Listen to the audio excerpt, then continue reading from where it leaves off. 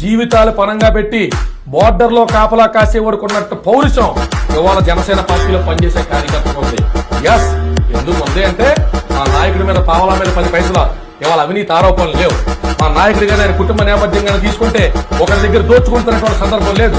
వాళ్ళ కాయ కష్టంతో, వాళ్ళ స్వార్థ్యతంతో, వాళ్ళ దగ్గర రూపాయలు 10 పైసలు ప్రజలకు పంచిపెట్టారేమో తప్ప, ప్రజల చేతివంతులు చేశారేమో తప్ప, ప్రజల స్ఫూర్తివంతులు చేశారేమో తప్ప ఇలా ప్రజలు ఉన్మాదులుగా తయారయ్యారు.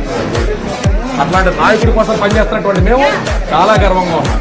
తల్లిదండ్రులు జన్మించినప్పుడు ఎంత గర్వంగా ఫీల్ అవుతామో, మా నాన్న మా అమ్మని వాళ్ళు ఏ వృత్తిలో ఉన్నా అలా ఫీల్ అవుతామో, అధికారంలో లేకపోయినా కూడా మా నాయకుడు చూసి మా నాయకుడు అని చెప్పుకునేటువంటి గొప్ప ఫీలింగ్ జనసేన కార్యకర్త. Please don't disturb it. నువ్వు డిస్టర్బ్ చేయి. మేము ప్రజాక్షేత్రంలోకి వెళ్ళిన తర్వాత మా పరిపాలనా విధానాలు ప్రజలకు ఎక్స్ప్లెయిన్ చేసిన తర్వాత 20, 30, 40, 50 ఎమ్మెల్యేలు వచ్చిన తర్వాత మా విధానాలు విమర్శించు. విమర్శకి మేము నిత్యం సిద్ధము. ఇలాంటి విమర్శకులే మాకు నిత్యం దేదీప్యమానంగా అడుగడిగేసుకుని పైకి వెళ్తానికి అవసరం. నువ్వు చేస్తున్న విమర్శ మా రాజకీయ విధానాలను కాదే, వ్యక్తిగత విధానం మీదకి వెళ్తాము. ఇదంతవరకు సామాన్య అందరూ ప్రశ్నించుకోరా. విమర్శకి జనసేన పార్టీ ఎప్పుడు దూరం కాదు మేడం. లక్షలాది విమర్శల్ని తట్టుకుని తాలి మెగా కుటుంబం ఎక్కడ నిలబడ్డది. వేలాది విమర్శల్ని